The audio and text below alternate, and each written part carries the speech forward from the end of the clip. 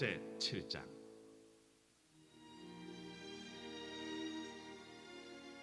모세가 장막 세우기를 끝내고 그곳에 기름을 발라 거룩히 구별하고 또 그 모든 기구와 제단과 그 모든 기물에 기름을 발라 거룩히 구별한 날에 이스라엘 지휘관들 곧 그들의 조상의 가문의 우두머리들이요 그 지파의 지휘관으로서 그 계수함을 받은 자의 감독된 자들이 헌물을 드렸으니 그들이 여호와께 드린 헌물은 덮기에 있는 수레 6대와 서 12마리이니 지휘관 2사람의 수레가 하나씩이요 지휘관 1사람의 소가 1마리씩이라.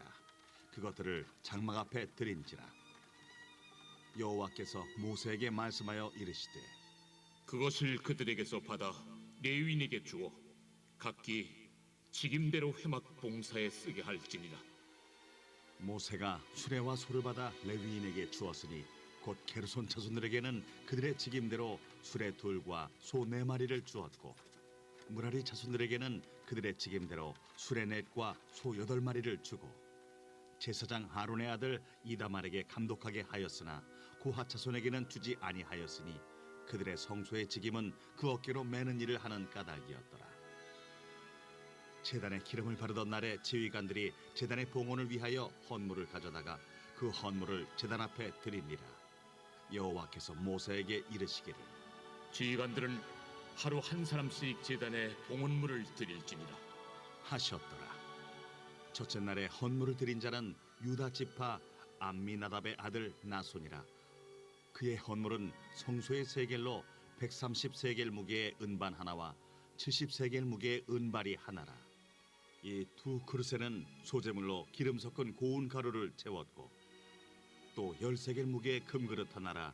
그곳에는 향을 채웠고 또 번제물로 수송아지 1마리와 순양 1마리와 1년 된 어린 순양 1마리이며 속죄제물로 순염소 1마리이며 화목제물로 소 2마리와 순양 5마리와 순염소 5마리와 1년 된 어린 순양 5마리라. 이는 암미나답의 아들 나손의 헌물이었더라. 둘째 날에는 이사갈의 지휘관 수알의 아들 느다넬이 헌물을 드렸으니 그가 드린 헌물도 성소의 세겔로 130세겔 무게의 은반 하나와 70세겔 무게의 은발이 하나라. 이 2 그릇에는 소재물로 기름 섞은 고운 가루를 채웠고 또 10세겔 무게의 금그릇 하나라. 그것에는 향을 채웠고 또 번제물로 수송아지 1마리와 순양 1마리와 1년 된 어린 순양 1마리이며 속죄제물로 순염소 1마리이며 화목제물로 소 2마리와 순양 5마리와 순염소 5마리와 1년 된 어린 순양 5마리라. 이는 수알의 아들 느다넬의 헌물이었더라. 셋째 날에는 스불론 자손의 지휘관 헬론의 아들 엘리압이 헌물을 드렸으니 그의 헌물도 성소의 세겔로 130세겔 무게의 은반 하나와 70세겔 무게의 은발이 하나라. 이 2 그릇에는 소재물로 기름 섞은 고운 가루를 채웠고 또 10세겔 무게의 금그릇 하나라. 이것에는 향을 채웠고 또 번제물로 수송아지 1마리와 순양 1마리와 1년 된 어린 순양 1마리이며 속죄제물로 순염소 1마리이며 화목제물로 소 2마리와 순양 5마리와 순염소 5마리와 1년 된 어린 순양 5마리라. 이는 헬론의 아들 엘리압의 헌물이었더라. 넷째 날에는 루벤 자손의 지휘관 스데울의 아들 엘리술이 헌물을 드렸으니 그의 헌물도 성소의 세겔로 130세겔 무게의 은쟁반 하나와 70세겔 무게의 은발이 하나라. 이 2 그릇에는 소재물로 기름 섞은 고운 가루를 채웠고 또 10세겔 무게의 금그릇 하나라. 이것에는 향을 채웠고 또 번제물로 수송아지 1마리와 순양 1마리와 1년 된 어린 순양 1마리이며 속죄제물로 순염소 1마리이며 화목제물로 소 2마리와 순양 5마리와 순염소 5마리와 1년 된 어린 순양 5마리라. 이는 스데울의 아들 엘리술의 헌물이었더라. 다섯째 날에는 시므온 자손의 지휘관 수리사떼의 아들 슬루미엘이 헌물을 드렸으니 그 헌물도 성소의 세겔로 130세겔 무게의 은쟁반 하나와 70세겔 무게의 은발이 하나라. 이 2 그릇에는 소재물로 기름 섞은 고운 가루를 채웠고 또 10세겔 무게의 금그릇 하나라. 이것에는 향을 채웠고 또 번제물로 수송아지 1마리와 순양 1마리와 1년 된 어린 순양 1마리이며 속죄제물로 순염소 한 마리이며 화목제물로 소 두 마리와 순양 다섯 마리와 순염소 다섯 마리와 일년된 어린 순양 다섯 마리라. 이는 수리사 때 아들 슬루미엘의 헌물이었더라. 여섯째 날에는 갓자손의 지휘관 두웰의 아들 엘리아삽이 헌물을 드렸으니 그의 헌물도 성소의 세겔로 130세겔 무게의 은쟁반 하나와 70세겔 무게의 은발이 하나라. 이 두 그릇에는 소제물로 기름 섞은 고운 가루를 채웠고 또 10세겔 무게의 금그릇 하나라. 이것에는 향을 채웠고 또 번제물로 수송아지 한 마리와 순양 한 마리와 일년된 어린 순양 한 마리이며 속죄제물로 순염소 한 마리이며 화목제물로 소 두 마리와 순양 다섯 마리와 순염소 다섯 마리와 일년된 어린 순양 다섯 마리라. 이는 두웰의 아들 엘리아삽의 헌물이었더라. 일곱째 날에는 에브라임 자손의 지휘관 암미후세 아들 엘리사마가 헌물을 드렸으니 그의 헌물도 성소의 세겔로 130세겔 무게의 은쟁반 하나와 70세겔 무게의 은발이 하나라.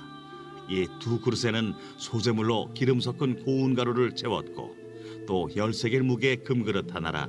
이것에는 향을 채웠고 또 번제물로 수송아지 한 마리와 순양 한 마리와 일년된 어린 순양 한 마리이며 속죄제물로 순염소 한 마리이며 화목제물로 소 두 마리와 순양 다섯 마리와 순염소 다섯 마리와 일년된 어린 순양 다섯 마리라. 이는 암미우세 아들 엘리사마의 헌물이었더라. 여덟째 날에는 므낫세 자손의 지휘관 부다술의 아들 가말리엘이 헌물을 드렸으니 그 헌물도 성소의 세겔로 130세겔 무게의 은쟁반 하나와 70세겔 무게의 은발이 하나라.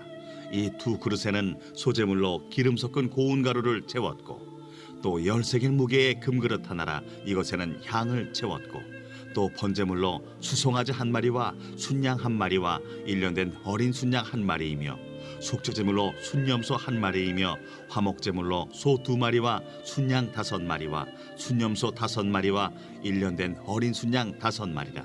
이는 부다술의 아들 가말리엘의 헌물이었더라.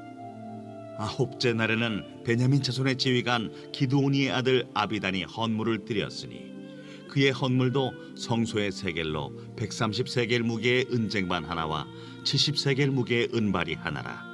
이 두 그릇에는 소제물로 기름 섞은 고운 가루를 채웠고 또 10세겔 무게의 금그릇 하나라. 이것에는 향을 채웠고 또 번제물로 수송아지 한 마리와 순양 한 마리와 일년된 어린 순양 한 마리이며 속죄제물로 순염소 한 마리이며 화목제물로 소 두 마리와 순양 다섯 마리와 순염소 다섯 마리와 일년된 어린 순양 다섯 마리라. 이는 기드오니의 아들 아비단의 헌물이었더라. 열째 날에는 단 자손의 지휘관 암미사대의 아들 아히에셀이 헌물을 드렸으니 그의 헌물도 성소의 세겔로 130세겔 무게의 은쟁반 하나와 70세겔 무게의 은발이 하나라.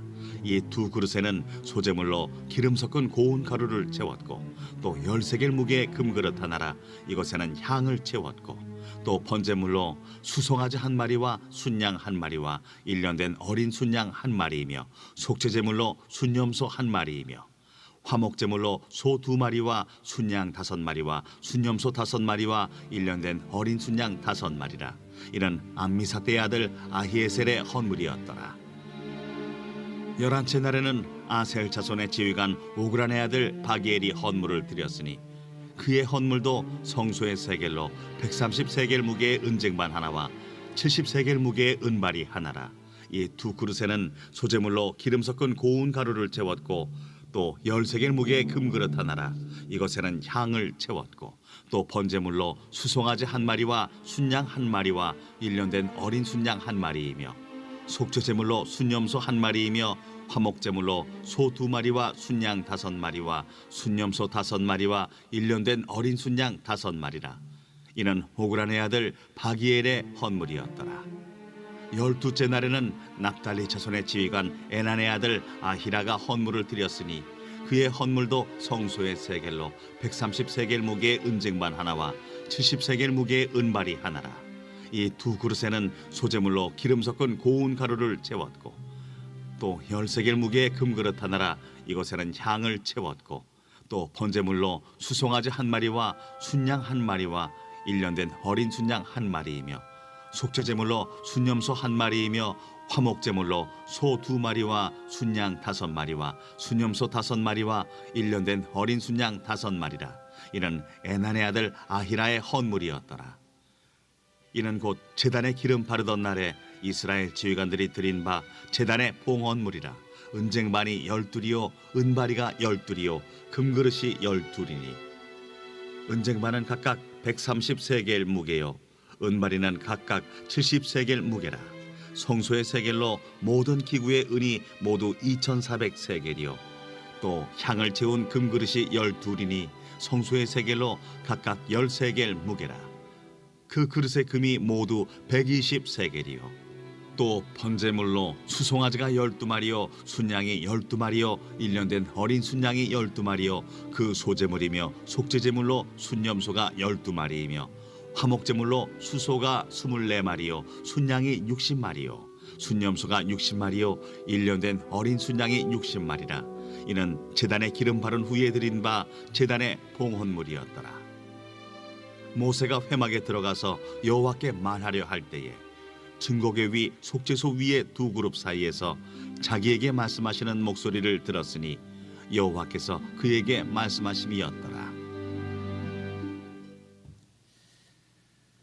네, 오늘 하나님 말씀 같이 읽겠습니다. 요한복음 20장 21절 말씀입니다. 요한복음 20장 21절 말씀 같이 한 목소리로 읽겠습니다. 예수께서 또 이르시되 너희에게 평강이 있을지어다. 아버지께서 나를 보내신 것 같이 나도 너희를 보내노라. 아멘. 네, 오늘 특송은 남성 5셀 6셀 나오셔서 특송해 주시겠습니다.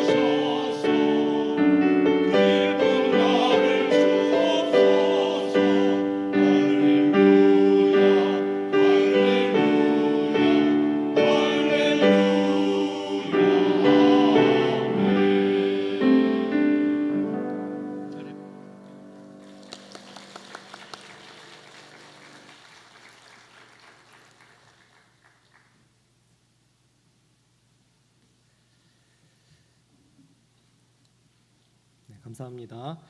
헌금 봉헌하겠습니다. 1,000번째 예물 주님 복 주심에 감사드립니다. 황희돈 집사님 2번 드리셨습니다. 감사 헌금 봉헌합니다. 정우혁 학생, 신다현 학생, 신건우 학생, 유지민 학생, 진윤희 집사님, 정영복 원로 사모님 무명으로 드리셨고요. 강미정 집사님, 오경혜 권사님, 정준영 집사님, 서림수 장로님, 윤진아 집사님, 설유진 서울재헌청년, 황희돈 집사님, 임민경 권사님, 이혜숙 권사님, 윤정숙 권사님, 최선식 권사님, 하태규 장로님, 권기아 집사님, 신영망 목사 송나래 사모, 양재복 집사님, 임용심 권사님, 박순희 권사님, 박공덕 집사님, 김성규 집사님, 이숙자 권사님, 최원영 청년, 현진우 전고은 집사님, 박규자 권사님, 이진호 장로님, 이현희 권사님, 황복만 장로님, 오정숙 권사님, 이수영 권사님, 이혜기 장로님, 허남욱 권사님, 김갑경 장로님, 최순덕 권사님, 정순여 집사님, 주정인 권사님, 안승관 집사님, 남승용 권사님, 유석인 장로님, 이순복 권사님, 유호희 장로님, 고성인 권사님, 유정희 권사님, 이승길 집사님, 홍영식 권사님, 김유미 집사님, 유영희 권사님, 김근수 청년, 주경수 권사님, 이성일 집사님, 오정순 권사님, 이증걸 청년, 최봉자 권사님, 홍은기 청년, 김상렬 장로님, 이희자 권사님, 정영숙, 오현숙 집사님, 김종걸 집사님, 함정욱 권사님, 김미자 권사님, 오경숙 전도사님, 김우양 장로님, 김복순 권사님, 박성근, 강은희 집사님, 최현미 권사님, 안근영, 안예영 청년, 안경모 성도, 지영숙 권사님, 정양규 목사님 예물 드리셨습니다. 기도하겠습니다. 하나님 감사합니다. 늦은 저녁 피곤한 몸을 이끌고 이 자리에 나와서 하나님께 예배할 수 있고 또 기도할 수 있도록 인도하신 것 감사합니다. 하나님 이 시간 간절히 사모하는 마음을 가지고 또 마음의 기도 제목과 소원을 가지고 하나님께 나와 이 시간 기도합니다. 하나님 우리의 기도를 들으시고 우리의 아픔과 상처와 또 우리의 모든 문제와 모든 마음에 있는 모든 문제들을 주님께서 기도할 때 응답하여 주시옵소서. 이 시간 또한 감사하는 마음을 담아서 마음의 기도 제목과 손을 담아서 하나님께 예물을 올려드립니다. 하나님 예물을 기뻐 받아주시고 그 마음과 중심을 살피시는 하나님, 늘 그들의 마음과 그들의 삶을 기억하여 주셔서 하나님께서 차고 넘치는 은혜로 항상 풍성하게 넘치게 채워주시고 필요할 때마다 또 하나님께서 공급하시는 그 손길을 날마다 느끼고 경험할 수 있도록 하나님 인도하여 주시옵소서. 이 시간 또한 주님의 말씀을 듣습니다. 하나님께서 은혜 내려주시고 또한 서산교회 가서 기도회를 인도하시는 담임 목사님 위에도 성령의 충만함으로 항상 함께하여 주시옵소서. 이 시간 주님께 나아가는 모든 시간 참여한 모든 하나님의 백성들을 기억하여 주시고 주님께서 풍성한 은혜로 이 시간 채워 주시옵소서. 감사드리며 존귀하신 예수님의 이름으로 기도드립니다. 아멘. 네, 오늘 특송해 주신 남성 5셀 6셀 감사드립니다. 우리 같이 함께 좌우 앞뒤로 인사하겠습니다. 사랑합니다. 축복합니다.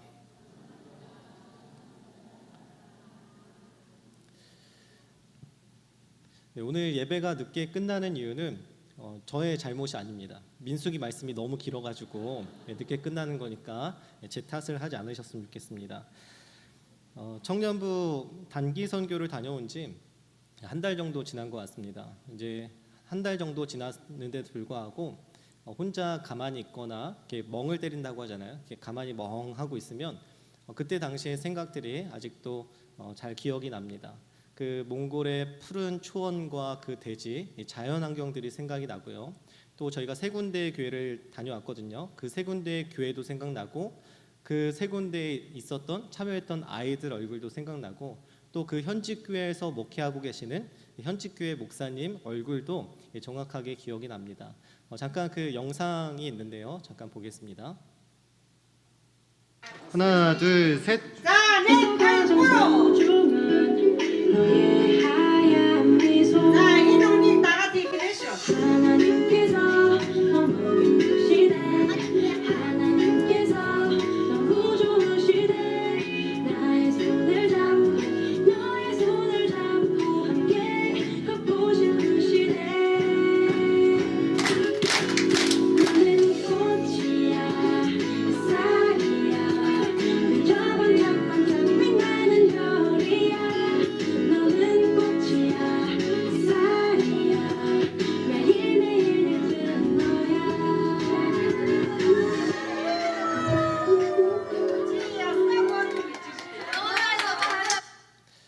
저희가 뭐 특별한 거를 많이 준비해 간 건 아닌데 단순한 이런 율동과 이런 사역들을 통해서 아이들이 너무나 기뻐하고 즐거워하고 이렇게 잘 반응해 주는 것들을 많이 경험하고 왔습니다. 저희 갔던 교회는 세 군데 교회인데요. 첫 번째 교회는 사진 한번 보여주시겠어요? 새빛교회라고요. 이 새빛교회가 가장 좋은 교회예요. 그래서 이제 외부 전경이고 또 한 장 넘겨주세요. 내부에서 찍은 사진입니다. 그리고 두 번째 교회가 주님께 영광교회인데요. 넘겨주시고요. 외부에서 찍은 사진인데 외부에 잘 나온 사진이 없어서 이걸로 했는데 또 넘겨주세요. 네, 내부 사진입니다. 또 마지막 세 번째 바양호쇼 교회인데요.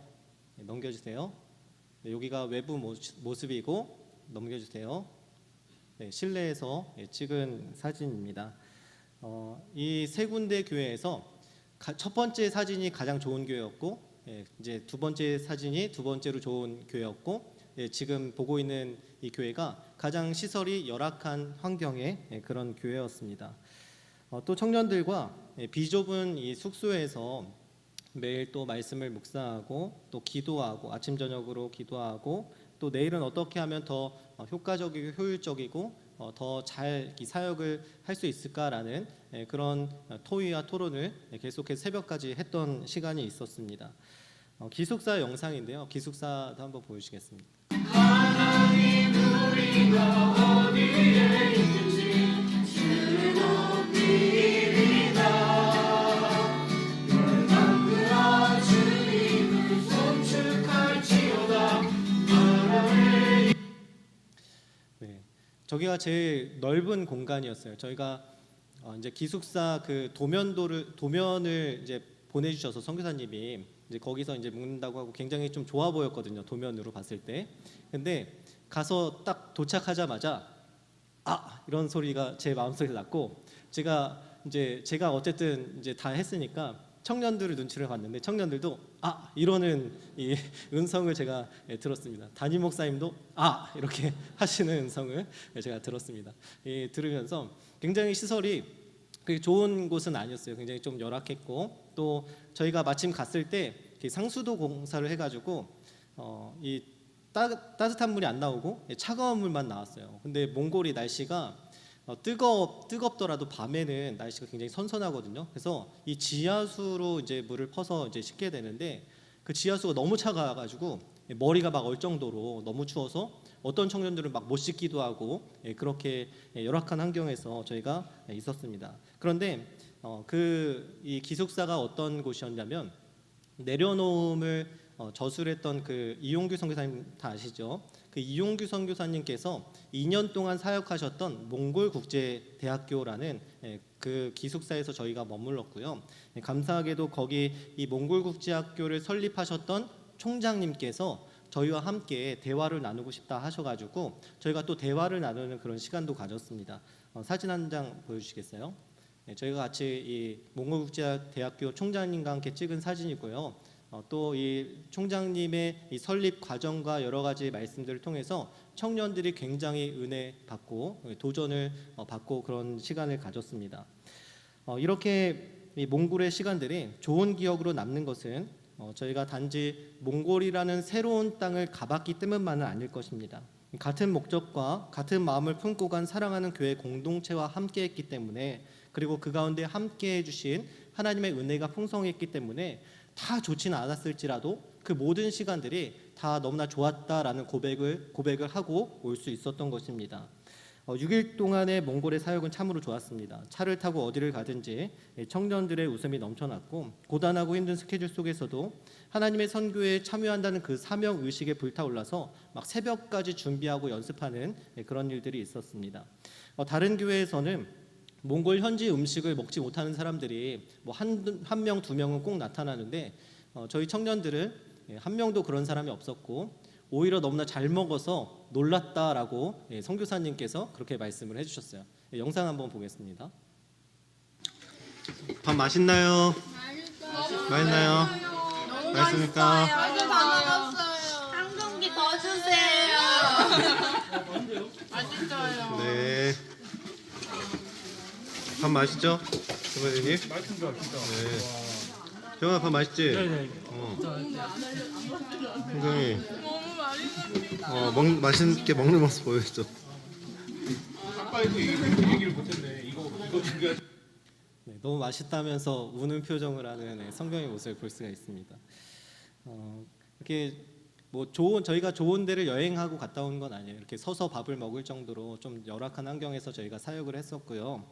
그리고 또 그렇게 6일의 사역을 마무리하고 돌아오는데 저희가 한 가지 이 미션을 수행하자. 뭐였냐면 제가 필리핀에서 2년 동안 단기 선교사로 있었던 적이 있었거든요. 근데 거기서 서울신대 앙상블 팀이라고 성악 전공한 팀들이 와가지고 단기 선교를 왔어요. 그래서 제가 그 친구들을 인솔에 해줬던 적이 있고, 그리고 이제 다 사역이 끝나서 이제 필리핀 공항에서 저희가 배웅을 하는데 저와 어떤 선교사님을 가운데 이렇게 둘러싸고서 축복송 찬양을 해주는 거예요. 근데 실력이 엄청 좋잖아요. 성악가 출신들이니까 제 몸에 막 이렇게 소름이 돋으면서 너무 황홀한 경험을 했습니다. 이 경험을 토대로 제가 우리 가면은 저희도 이제 축복송을 준비했거든요. 이 축복송을 선교사님께 꼭 공항에서 불러주고 오자, 축복하고 오자 이렇게 이제 계획을 짜고 왔습니다. 한번 영상 보겠습니다.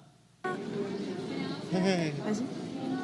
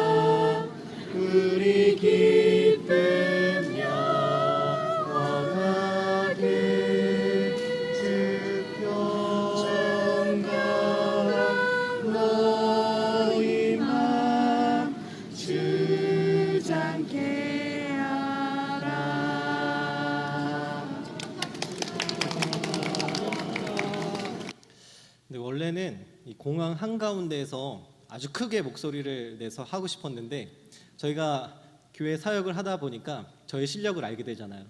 그 실력을 알고 나서 공항 한가운데서 하면 안 되겠다. 그래서 한쪽에서 이제 선교사님을 이제 놓고 축복하는 시간을 가졌습니다.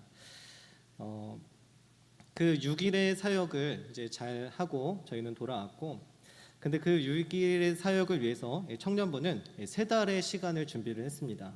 복음서에 보면 예수님께서 돌아가시기 일주일 전의 내용이 이 복음서의 3분의 1의 내용을 차지하지 않습니까? 3년이 넘는 그 공생의 그 사역 시간 중에 일주일밖에 안 되는데 그 일주일의 시간을 성경은 복음서는 3분의 1이나 기록하고 있다는 것입니다. 그만큼 예수님께서 십자가에 죽으시고 부활하신 내용이 중요하기 때문이죠. 하지만 나머지 3분의 2 내용은 예수님의 공생의 삶에 대해서 집중하고 있다는 사실을 여러분들 잘 아실 것입니다. 그 3분의 2의 삶의 내용이 있었기 때문에 예수님의 그 마지막 십자가에 죽으시고 부활하시는 그 내용이 너무나 잘 이루어질 수 있었고 빛날 수 있었던 것입니다. 마찬가지로 청년부 단기 선교 6일의 시간도 굉장히 중요했지만 3달 동안 함께 모임을 가졌던 그 시간이 있었기 때문에 그 6일의 시간이 감사와 기쁨과 은혜가 넘치는 시간이 될 수 있었던 것입니다. 3개월 동안 매주 모여서 청년부가 열심히 기도했고요. 그리고 함께 이 선교에 대한 지식과 선교를 이해하고 또 그 지식을 알기 위해서 선교에 관련된 책을 이제 읽었는데 거의 500페이지나 되는 그런 책을 매주 이렇게 북쉐어링을 했어요. 근데 제가 그 책을 읽지 않고 청년들에게 추천해서 같이 읽게 됐는데 알고 봤더니 그게 그 수준이 목회자들이 읽는 그런 수준의 책이었더라고요. 그래서 청년들이 매주 엄청 힘든 표정으로 와서 그렇게 이제 하고 왔었는데 어쨌든 이 선교 3개월의 준비를 통해서 하나님의 마음을 느끼고 또 지식적으로도 선교에 대한 이해를 쌓아가는 그런 귀중한 시간이었습니다. 또 그것뿐만 아니죠. 선교를 준비하면서 서로 부딪히고 인내하고 참고 배려하고 연합하는 그 시간을 통해서 청년들이 인격적으로 더 성숙해지고 더 다듬해져가고 또 더 성숙해지는 그 모습들을 볼 수가 있었습니다. 교회 공동체 안에서 함께하는 것이 참으로 즐거운 일이구나라는 것을 다시 한번 또 깨닫는 시간이 되었습니다. 그래서 저희 팀을 이끌어 주셨던 이 몽골의 이찬희 선교사님은 우리 교회 청년들이 굉장히 성숙하다라는 이 표현을 해주셨고요. 제가 공항에서 떠나기 전에 개인적으로 선교사님께 물어봤어요. 선교사님, 저희 6일 동안 이렇게 사역했는데 한마디로 그렇게 평가를 좀 해주십시오. 어땠습니까? 라고 했을 때 뭐라고 얘기해 주셨냐면 It can't be nothing better라고 이렇게 얘기해 주셨어요. 이것보다 더 좋을 수 없다라고 이렇게 얘기를 저에게 해주셨어요. 이렇게 얘기했는지 제가 영어로 해주셔가지고 제가 나름대로 그냥 이렇게 얘기를 한 겁니다. 어쨌든 그런 뜻이었던 것 같아요. 처음 단기 선교를 준비할 때는 무엇인가 주러 간다라고 생각을 했습니다. 하지만 실제로 가서는 하나님의 은혜를 더 많이 체험하고 예수님의 희생과 섬김을 배우고 또 가서도 하나님께서 열방 가운데 어떻게 역사하시는가를 함께 보고 올 수 있는 그런 시간이었습니다. 이번 단기 선교가 청년부에게는 더 많이 배우고 더 많이 받고 하나님의 사랑을 깨닫고 돌아오는 그런 아주 귀중한 시간이었습니다. 저는 이러한 은혜와 기쁨을 우리 청년부뿐만 아니라 우리 모든 교회, 모든 성도님들이 함께 경험할 수 있는 그런 시간이 있게 되기를 간절히 소망하고 축복합니다. 청년부가 먼저 선교에 대한 한 발걸음을 내딛었으니 이제 모든 교육부서와 장년부를 포함한 모두가 선교에 대한 마음을 품고 이 열방으로 나아가게 될 것이라고 저는 믿어 의심치 않습니다. 우리 교회가 선교하는 교회, 정말 선교를 위해서 최선을 다하는 교회가 될 수 있기를 예수님의 이름으로 축복합니다. 또 청년부가 이번 단기 선교를 잘 다녀올 수 있도록 기도와 물질로 후원해 주시고 또 함께 해 주신 모든 분들께 이 자리를 빌려 감사하다는 인사를 꼭 드리고 싶습니다. 네, 너무나 감사합니다. 오늘은 선교에 대한 주제를 가지고 말씀을 좀 나누려고 합니다. 목사님께서 이제 서산교회 가시기 전에 저에게 선교에 대해서 좀 설교를 함께 나눴으면 좋겠다라는 이런 말씀을 해주셔서 제가 선교에 대한 설교를 준비하게 됐는데요. 오늘 말씀을 통해서 선교에 대한 이해와 열정을 우리 안에 다시 한번 회복하고 충만케 되는 그런 시간이 되기를 축복합니다. 선교를 주제로 하는 책들이 참 많이 있습니다. 또 예수님의 대위임 명령에 관한 이 설교도 굉장히 많이 넘쳐나는 것을 볼 수가 있습니다. 그 이유는 예수님께서 승천하시기 전에 모든 족속을 제자로 삼고 그리고 나를 위해서 나의 증인이 되어라 라고 이렇게 말씀하시고 예수님께서 떠나셨기 때문이죠. 그렇기 때문에 예수님의 12제자와 사도 바울 또 예수님을 믿었던 수많은 사람들, 초대교회는 이 복음을 전하고 선교를 시작하게 된 것은 자연스러운 일일 수밖에 없다는 것입니다.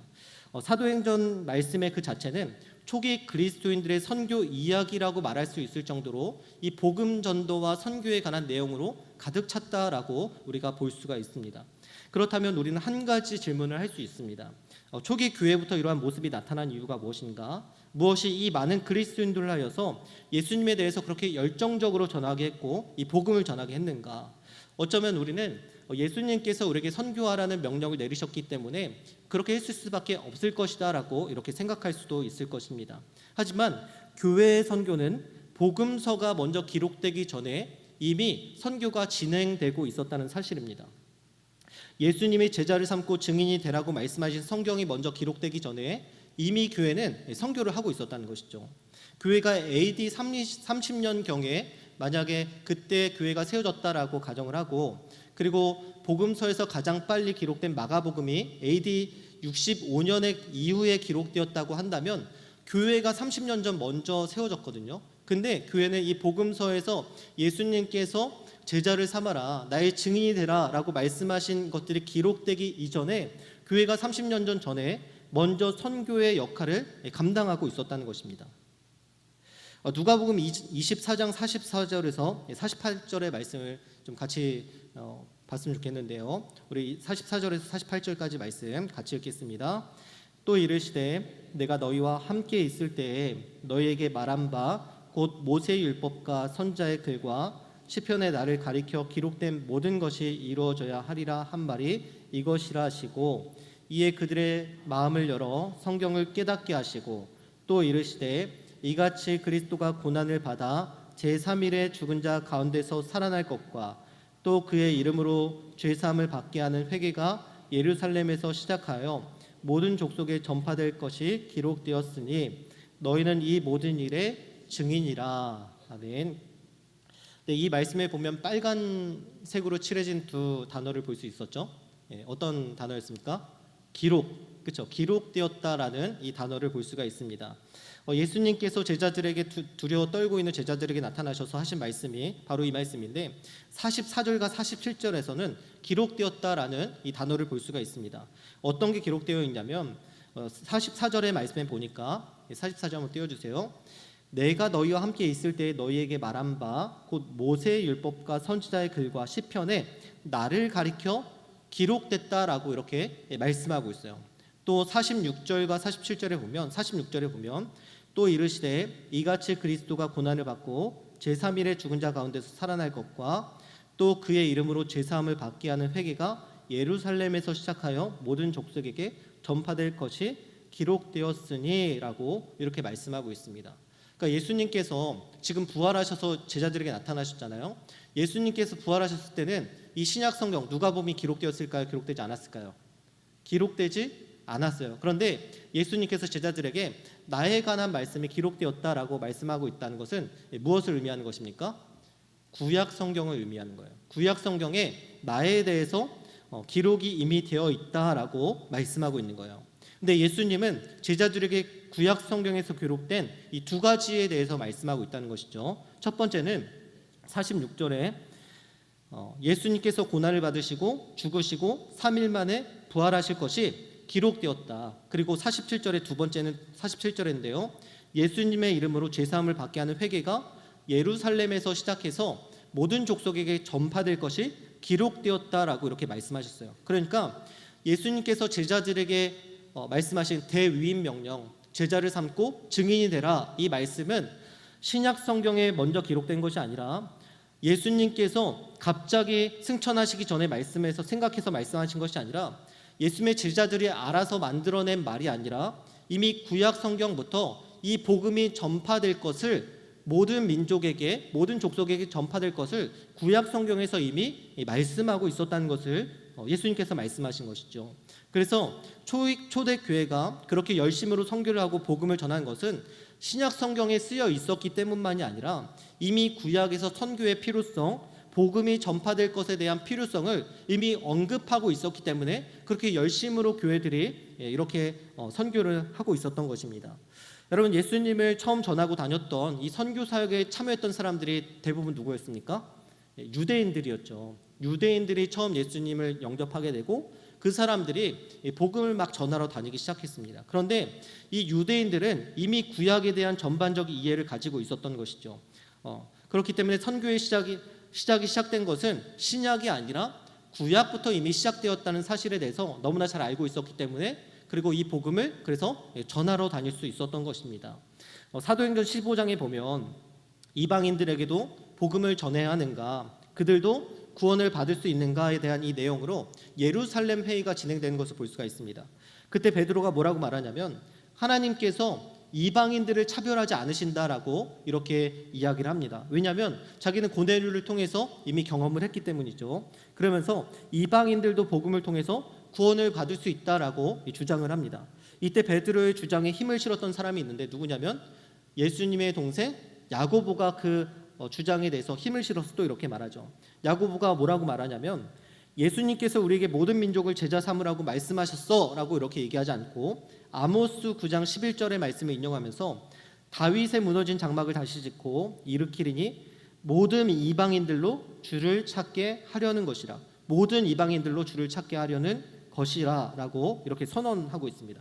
그러니까 구약에서부터 이미 선교에 대해서 말씀하고 있고 이러한 일이 지금 성취되고 있다라는 것을 구약 성경을 인용해서 그들에게 말씀하고 있다는 것이죠.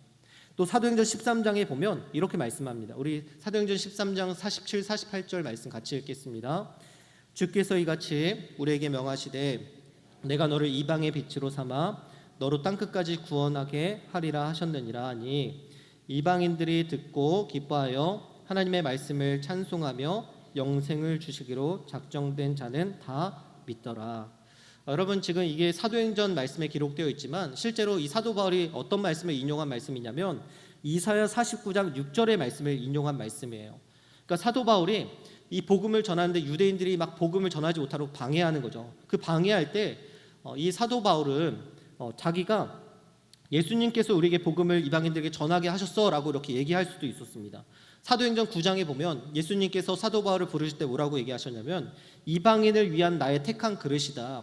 너는 이방인에게로 가라라고 이렇게 말씀하시는 것을 볼 수가 있어요. 그러면 예수님께서 나에게 복음을 전하라고 명하셨기 때문에 내가 복음을 전하는 거야라고 말할 수 있는데도 굳이 사도 바울은 이사야 49장 6절의 말씀을 인용하면서 이방인들도 복음을 듣고 구원을 받을 수 있다는 내용을 이 이사야 말씀을 인용해서 그들에게 선포하고 있다는 것입니다. 다시 말해서 선교의 필요성, 복음 전파의 필요성은 신약에서 시작된 것이 아니라 이미 구약에서부터 우리에게 요청하고 있었던 말씀이었다는 것이죠. 예수님의 대위임 명령도 구약의 기반을 두고 있었다는 것입니다. 그렇기 때문에 우리는 구약을 잘 알아야 될 필요성이 있다는 것이죠. 예수님이 말씀하신 것과 예수님의 제자들, 사도들, 신약 성경의 말씀들이 갑자기 생겨난 말씀들이 아니라 구약을 배경으로 하고 있다는 사실을 우리는 알아야 된다는 것이죠. 신약의 모든 배경은, 신약의 모든 출발은 구약에서 시작하고 있기 때문입니다. 그렇기 때문에 이 선교에 대한 내용도 우리가 신약에서부터 찾아보는 것이 아니라 구약부터 시작된 선교가 어디서부터 시작되었는가를 우리가 같이 함께 말씀을 통해서 알아봐야 한다는 것입니다. 여러분, 하나님께서 이 세상을 창조하실 때 그 창조는 선한 창조였습니다. 하나님께서 세상을 창조하실 때마다 하셨던 말씀이 있었죠. 좋았더라라는 말씀을 계속해서 반복적으로 하시는 것을 볼 수가 있습니다. 제가 새벽 기도회 때도 말씀드렸던 적이 있는데 하나님께서 좋았다라고 말씀하셨던 것은 우리의 인간의 기준으로 판단할 수가 없습니다. 인간이 좋았다라고 말씀하는 수준과 하나님께서 좋았다라고 말씀하시는 수준은 너무나 그 간격이 크다는 것이죠. 하나님께서 좋았다라고 말씀하셨다는 것은 우리가 상상할 수 없을 정도의 좋았다라는 것입니다. 제가 한 17년 전에 티벳이라는 곳을 다녀온 적이 있어요. 티벳을 갔는데 거기서 또 어딜 갔냐면 남초호수라는 호수를 갔습니다. 그 남초호수는 세계에서 가장 높은 곳에 자리하는 호수였어요. 해발 4,000m가 넘는 곳에 호수가 있습니다. 근데 그 호수가 엄청나게 넓고요. 그리고 사람들의 손길이 많이 안 닿아서 그 너무나 투명하고 깨끗해서 그 밑바닥까지 다 보이더라고요.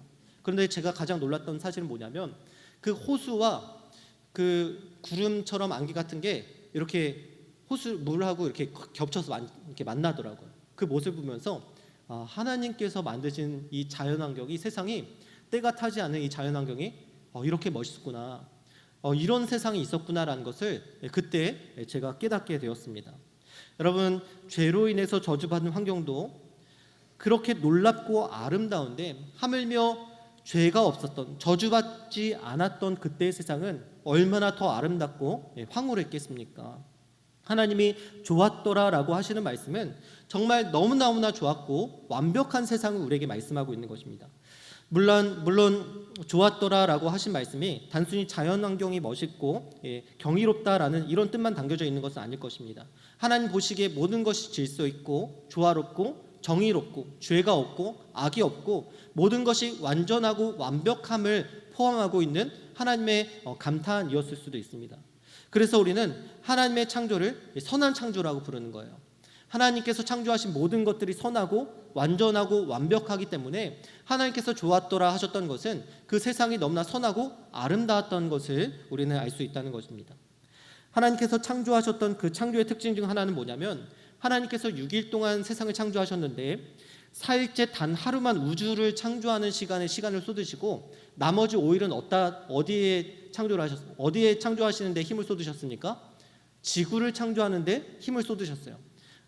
우주는 그냥 하루에 4일째 단 하루에 뭐 이렇게 광명체들을 만들었다 그렇게 대충 쓰시고 넘어가시고 나머지 5일은 지구 창조하는 것을 말씀하고 있어요. 이것은 무엇을 의미합니까? 하나님께서 창조하시는 목적의 중심이 어디냐? 바로 다른 안드로메다 은하가 아니라 다른 태양이 아니라 지구 창조의 중심을 두셨다는 것을 성경에서 우리에게 말씀하고 있는 거예요. 그리고 창조 마지막 날에 누구를 만드셨습니까?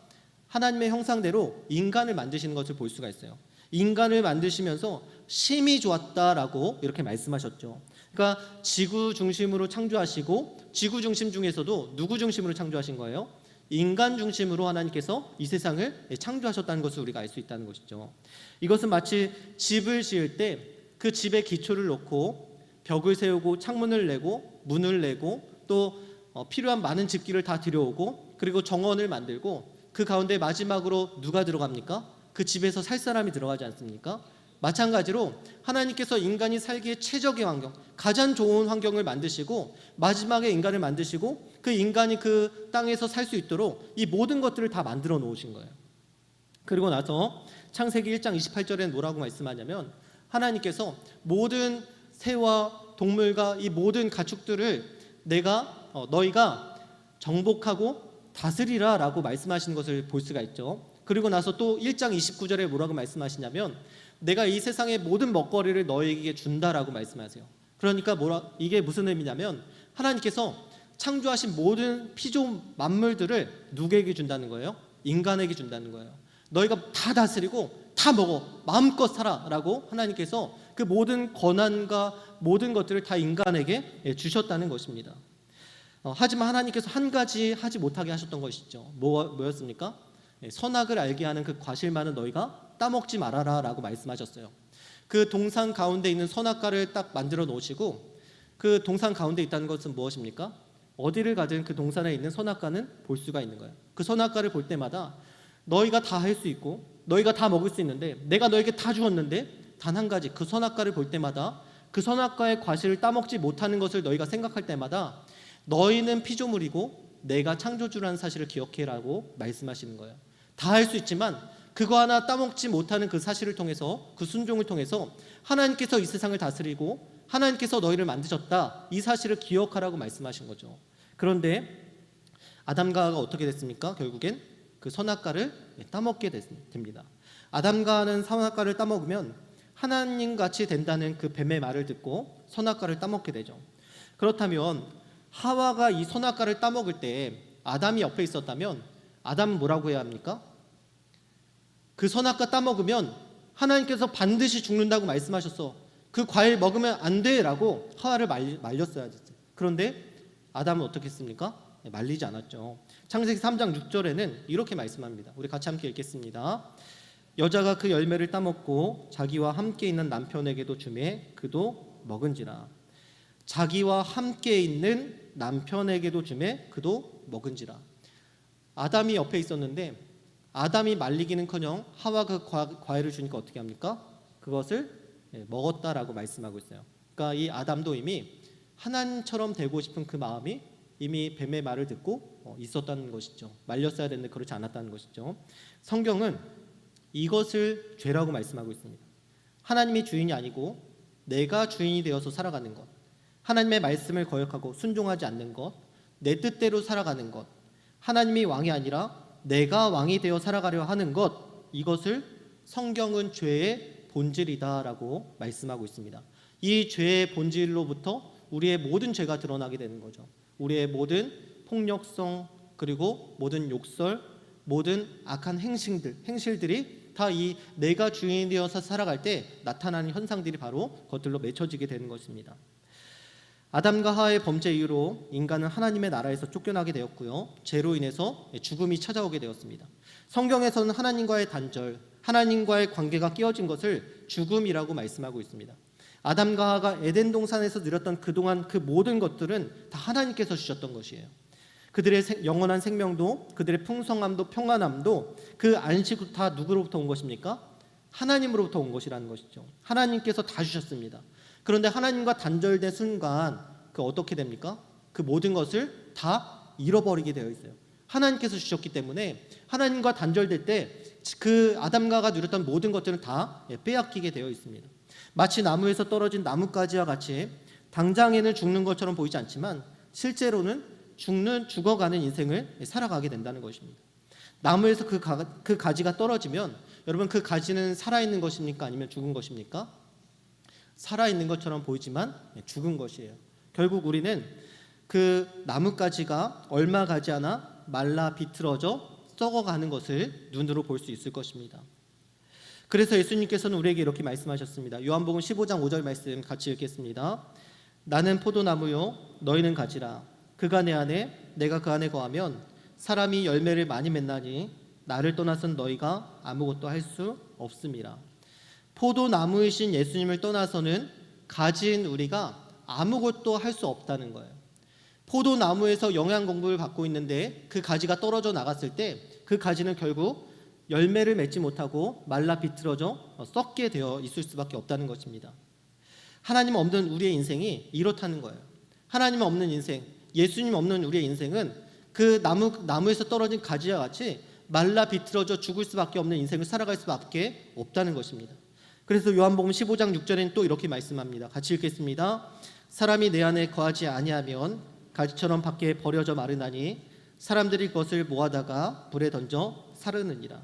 나무에서 떨어진 나뭇가지는 결국 불에 던져지게 되어 있습니다. 이것이 하나님과 단절된 인생을 살아가는 사람들의 모습이라는 것입니다.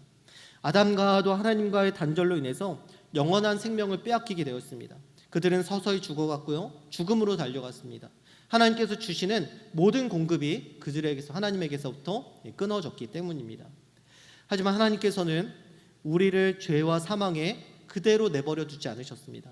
창세기 3장 21절에는 이렇게 말씀하고 있어요. 같이 읽겠습니다. 여호와 하나님이 아담과 그의 아내를 위하여 가죽옷을 지어 입히시니라. 아담과 하와가 죄를 짓고 부끄러워서 이 나뭇잎으로 자신의 죄와 수치와 부끄러움을 가렸어요. 그런데 나뭇잎은 어떻게 됩니까? 곧 썩고 말라 비틀어지게 되죠. 그러면 또 나뭇잎을 또 갈아입어야 돼요.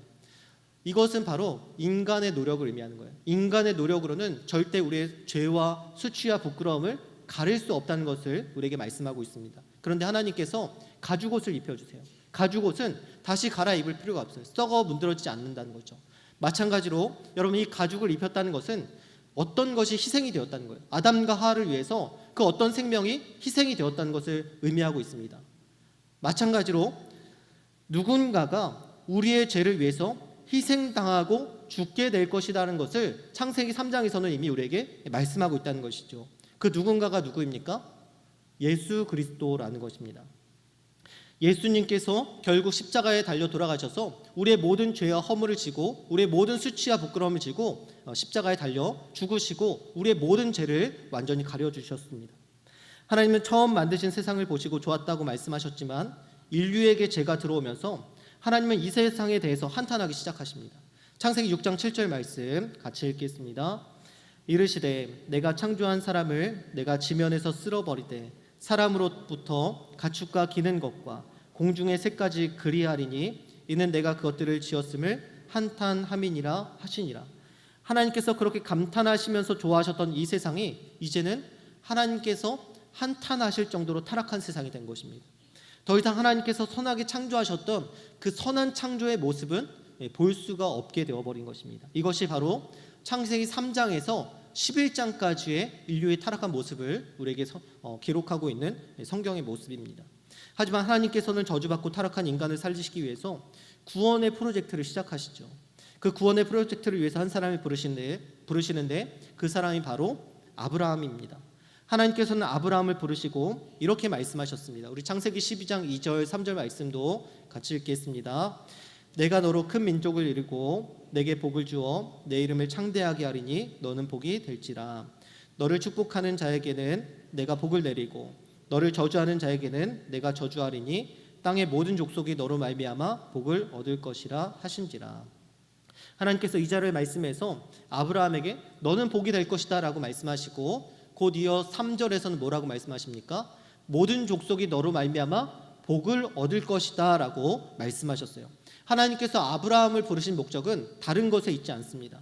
아브라함과 그 자손을 통해서 땅의 모든 민족이 복을 얻는 것, 이것을 위해서 하나님께서 아브라함을 부르셨다는 것이죠. 여기서 복은 세상의 물질과 성공을 의미하는 것이 아닙니다. 태초에 아담과 하와가 에덴 동산에서 누렸던 그 하나님 나라의 온전함, 그 선한 세상에서의 그 삶을 다시 회복하는 것을 의미하는 것이죠. 하나님께서는 이것을 위해서 아브라함을 부르셨다는 것입니다. 또 아브라함과 그 자손을 통해서 이스라엘을 부르셨어요.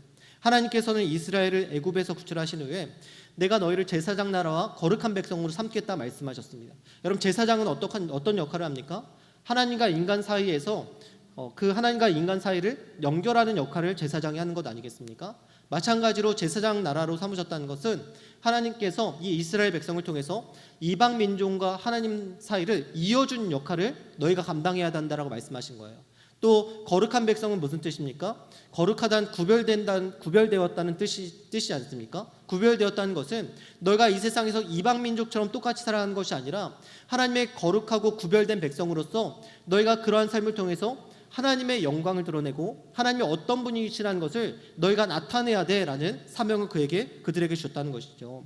그런데 이스라엘 백성은 그렇게 하지 못했습니다. 그 사명을 제대로 감당하지 못했고요. 오히려 이방 민족과 구분이 되지 않을 정도로 타락한 삶을 살아갔습니다. 하나님은 또 선지자들을 부르시고 보내셨습니다. 하지만 그 누구도 그들의 말을 듣지 않았죠. 그래서 마지막으로 하나님께서 보내신 분이 있는데 누구입니까? 예수님을 우리에게 보내셨습니다. 예수님께서 십자가에 달려 죽으시고 부활하심으로 누구든 예수님을 믿게 되면 구원을 받을 수 있도록 하셨고요. 다시 하나님과의 관계가 회복되고 태초부터 누렸던 그 영원한 생명과 안식과 평안을 다시 얻을 수 있도록 하나님께서 그렇게 예수님을 우리에게 보내주셨습니다. 여러분, 지금까지 했던 이 말들이, 제가 드렸던 모든 말씀이 어떤 의미냐면 바로 하나님의 선교를 여러분들에게 말씀드린 거예요. 죄가 시작되고 인간의 타락 이후로부터 하나님께서는 그 세상을 회복하시기 위해서 아브라함을 부르셨고요. 그 자손들과 이스라엘 백성을 부르셨고요. 선지자들을 보내셔서 이 회복의 역사를 계속해서 지금까지 이루어 가셨다는 것입니다. 하나님은 선교하고 계셨다는 거예요. 타락하고 죄악된 이 세상을 새 창조의 세계로 만들어 가시기 위해서 아브라함에게 약속하셨던 그 모든 복이 모든 사람들에게 흘러가기 위해서 하나님은 스스로 우리를 위해서 선교하고 계셨다는 것입니다. 그러므로 선교의 당위성, 이 선교를 하는 이유는, 선교를 해야 되는 이유는 예수님 말씀 이전부터 있었던 것이고, 하나님은 최고의 선교의 모델로 마지막으로 누구를 보내셨냐? 바로 예수님을 우리에게 보내주신 거예요. 예수님의 모습과 그 삶을 통해서 선교가 무엇인지, 선교의 자세가 무엇인지, 선교를 어떻게 해야 하는지를 우리에게 예수님을 통해서 나타내 주셨고 말씀해 주셨고 선교에 대해서 이해시켜 주셨다는 것입니다. 오늘 본문의 말씀 요한복음 20장 21절의 말씀을 우리 같이 함께 한 목소리로 읽겠습니다. 예수께서 이르시되 너희에게 평강이 있을지어다. 아버지께서 나를 보내신 것 같이 나도 너희를 보내노라. 예수님께서는 아버지께서 나를 보내셨다라고 말씀합니다. 하나님께서 이 깨어지고 죄로 얼룩진 세상을 회복하시기 위해서, 또 새 창조를 위해서, 하나님 나라를 회복하시기 위해서, 이루시기 위해서 예수님을 우리에게 보내주셨고 또 선교를 우리에게 보내주신 것이죠. 그러고 나서 예수님께서 또 말씀하십니다. 뭐라고 말씀하셨습니까? 아버지께서 나를 보내신 것 같이 나도 너희를 보내노라 라고 말씀하셨어요. 아버지께서 나를 보내신 것처럼 이제 내가 너희를 보내겠다라고 우리에게 말씀하신 것입니다. 예수님께서는 자기가 하셔야 할 모든 일들을 다 완성하셨습니다. 다 성취하셨습니다. 우리에게 진정한 선교의 모습과 자세가 무엇인지를 우리에게 다 보여주셨어요. 이제 그렇다면 누구만 남았습니까? 누구의 일만 남았습니까? 우리만 남았고 우리의 일만 남은 것입니다. 아브라함에게 말씀하셨던 땅의 모든 족속이 너로 말미암아 복을 얻을 것이다 라는 그 사명이 누구에게 주어진 거예요? 이제는 우리에게 주어졌다는 것을 우리는 기억해야 된다는 것입니다.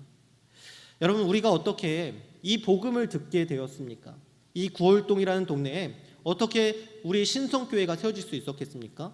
수많은 전도자들이 세계 곳곳에 돌아다니면서 선교를 했기 때문에, 또 130년 전에 수많은 선교사들이 아무것도 모르는 이 땅을 밟아서 그들의 삶을 희생하고 헌신했기 때문에, 또 그들이 복음을 전했기 때문에 우리가 복음을 듣고 구원을 받을 수 있었고, 이 구월동이라는 곳에 신성교회가 세워질 수 있었고, 이 대한민국 곳곳마다 교회가 세워질 수 있었던 것입니다. 그렇기 때문에 이제는 누구 차례인가? 이제는 누가 가야 하는가 물어본다면 이제는 우리 차례다라고 우리가 이렇게 말할 수밖에 없을 것입니다. 물론 여러분, 모두가 선교사가 되라는 것은 아닙니다. 모두가 선교사가 될 수도 없습니다. 하지만 우리는 이 선교 사역에 동참할 수는 있습니다. 어떤 사람들은 그런 이야기를 합니다. 일주일 나갔다가, 단기 선교 일주일 나갔다가 하는 것 무엇 할 수 있냐? 무엇을 너희가 할 수 있냐? 가면 돈 낭비 아니냐? 그냥 여행 가는 거 아니냐? 가서 무슨 효과가 있겠느냐라고 이렇게 말하는 사람들도 있습니다. 그런데 제가 필리핀 선교지에서 2년 동안 단기 선교사로 있었습니다.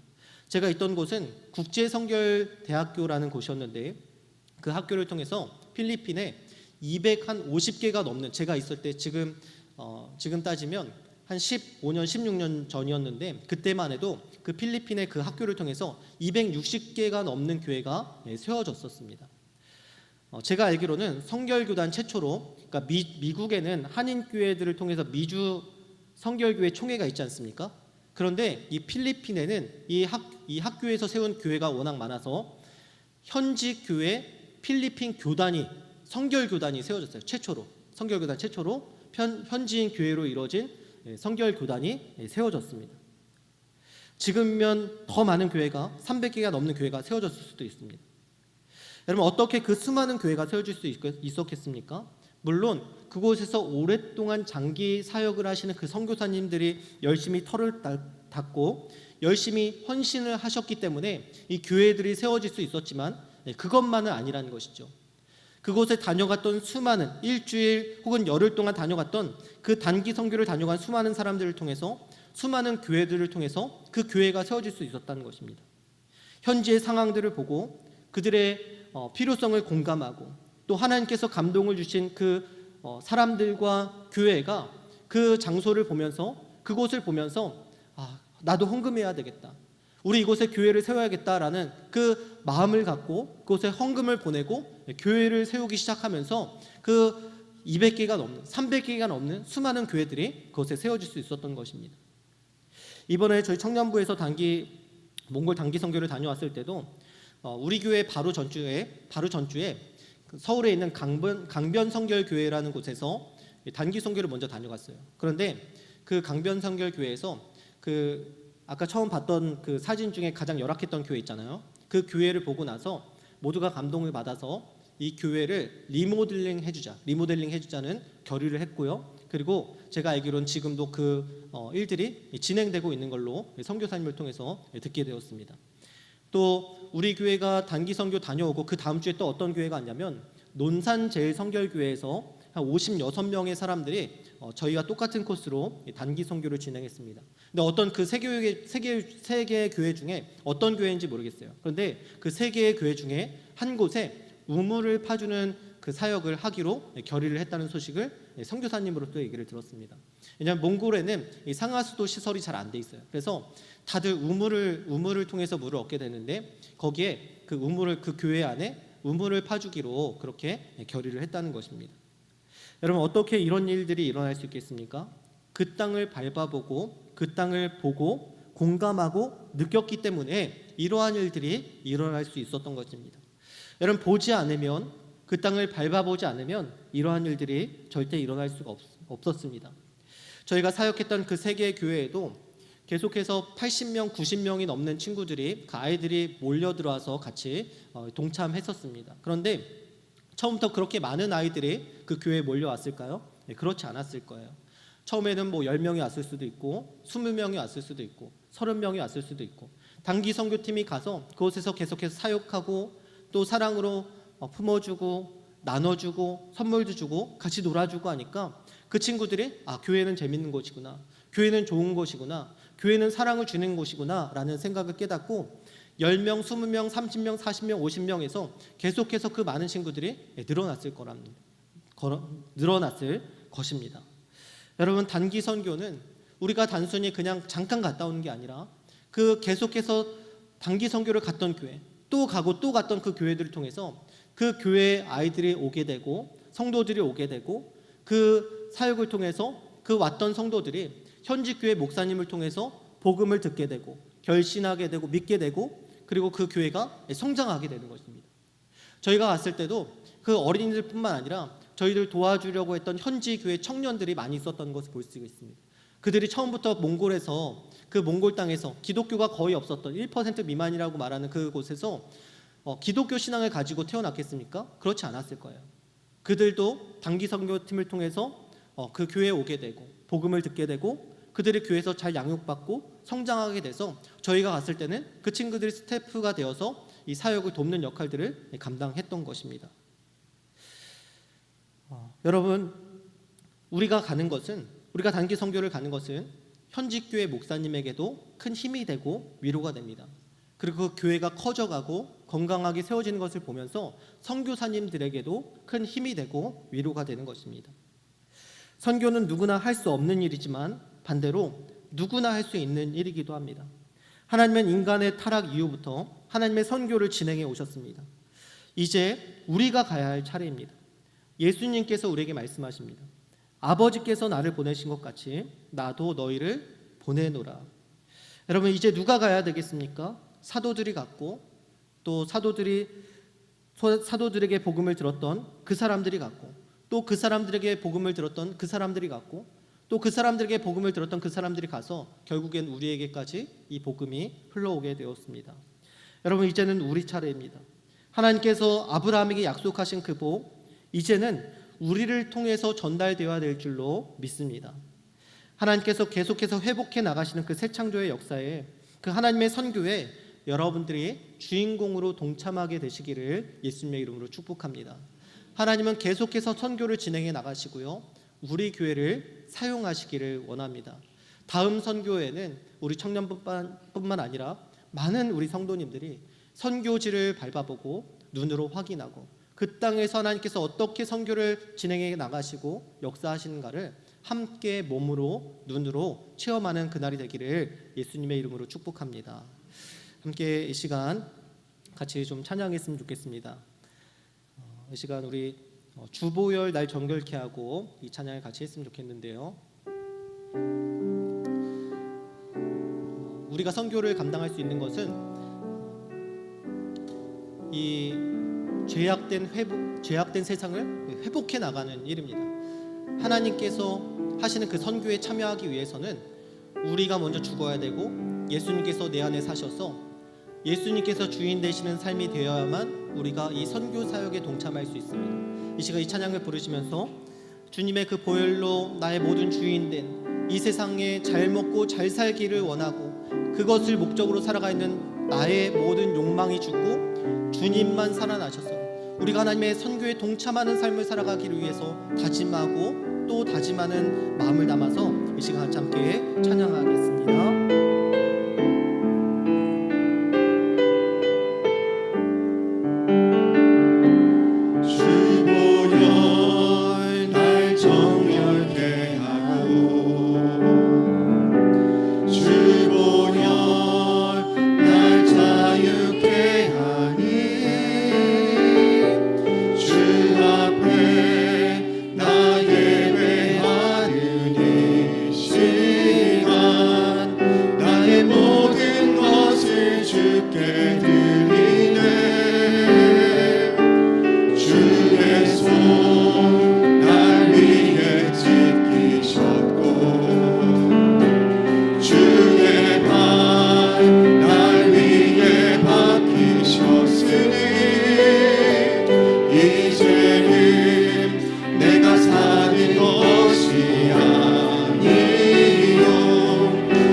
주를 위해 사는 것이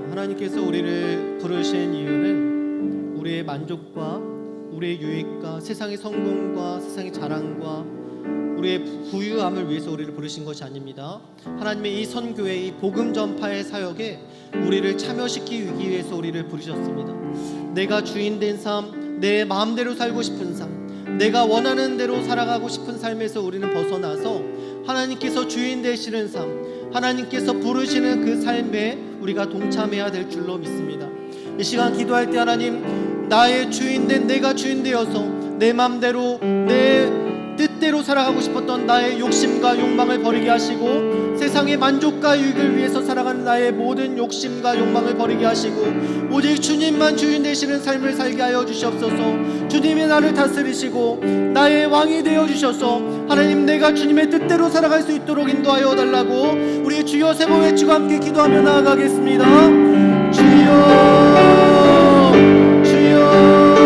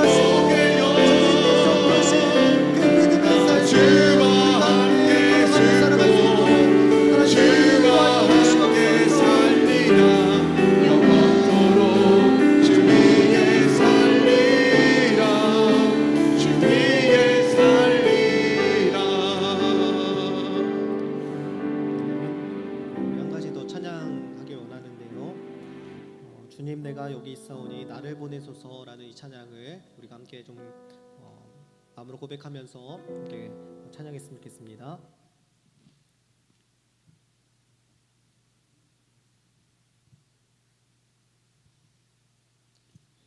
주님 내가 여기 있사오니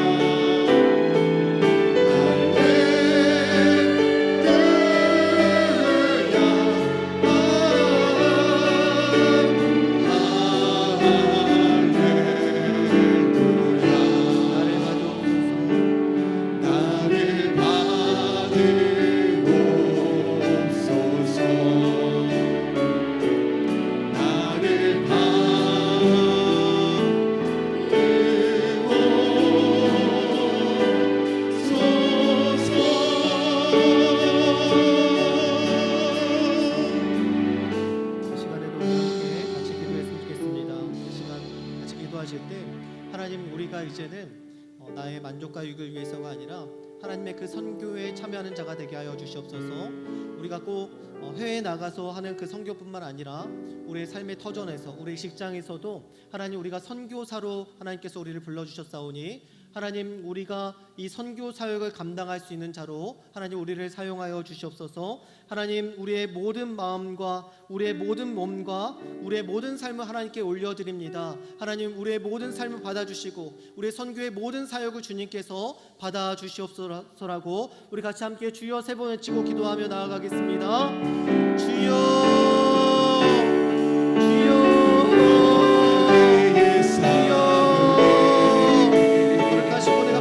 하나님 감사합니다. 하나님 우리를 부르시고 보내셨습니다. 하나님 우리가 이 신앙생활을 하는 삶이 되지 않게 하시고 하나님 우리가 부름받은 곳곳에서 우리가 선교사로 살아가기 원합니다. 하나님 우리를 인도하여 주시옵소서. 하나님 우리가 하나님 그 선교지를 발견하시고 하나님 우리가 그 선교에 우리가 참여하는 자로 살아갈 수 있도록 인도하여 주시옵소서. 하나님 우리의 선교의 마음과 하나님 복음을 전하고자 하는 이 열망이 하나님 우리 안에 하나님 가득해지도록 하나님 인도하여 주시옵소서. 하나님 우리를 주님 붙잡아 주시고 우리가 더 이상 나의 인생을 위해서 살아가는 자들이 아니라 하나님의 선교에 동참하는 자들로 살아갈 수 있도록 인도하여 주시옵소서. 우리 직장과 우리 가정에서 우리가 선교사가 되어서 하나님 선교의 역할을 감당하게 하여 주시옵소서. 나의 믿지 않는 남편과 나의 믿지 않는 자녀들과 나의 믿지 않는 부모님을 위해서 나의 믿지 않는 형제들을 위해서 우리가 선교사로 살아가게 하여 주시옵소서. 하나님 믿지 않는 하나님 동료들을 위해서 믿지 않는 친구들을 위해서 내가 인속한 모든 공동마다 하나님 우리가 선교사로 살아갈 수 있도록 인도하여 주시옵소서.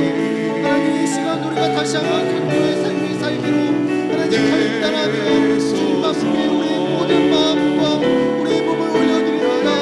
하나님 우리의 마음을 받아주시고 우리의 몸을 받아주시고 우리의 삶을 받아주시옵소서. 우리가 하나님의 선교에 동참할 수 있도록 하나님 우리를 사용하여 주시옵소서. 우리를 하나님 사용하여 주시옵소서.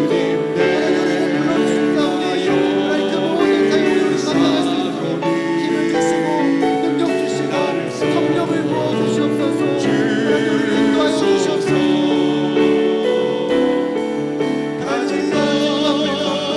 하나님 헌신하는 마음 하나님 앞에 간절히 주님 앞에 헌신된 삶을 살아가기를 우리의 결단하는 마음으로 우리가 살아갈 수 있도록 인도하여 주시옵소서. 하나님 우리의 모든 삶을 주님 드립니다. 하나님 나를 위해서 살지 않게 하시고 우리 주님을 위해서 하나님 살아가는 영혼들을 위해서 우리가 살아갈 수 있도록 인도하여 주시옵소서.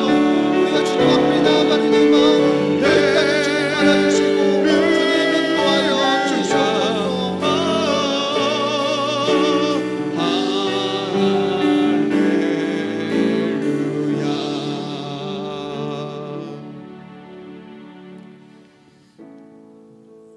네, 우리 마지막으로 한 가지 찬양을 좀 더 하겠습니다.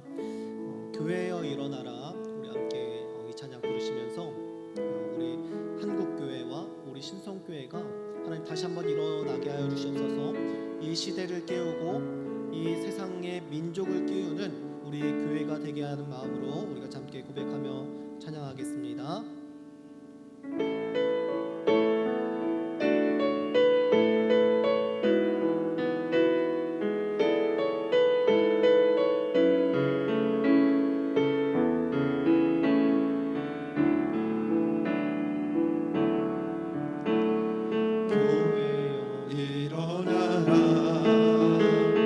주께서 부르시니 두려움과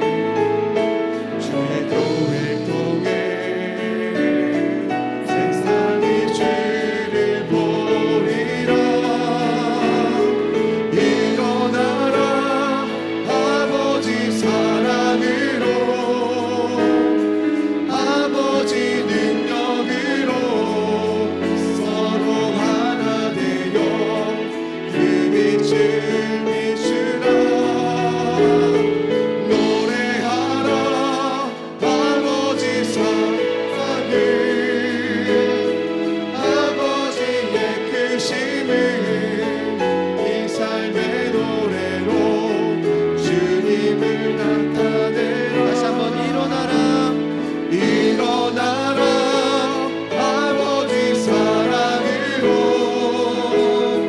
아버지 능력으로 서로 하나 되어 그 빛을 비추라. 노래하라 아버지의 사랑을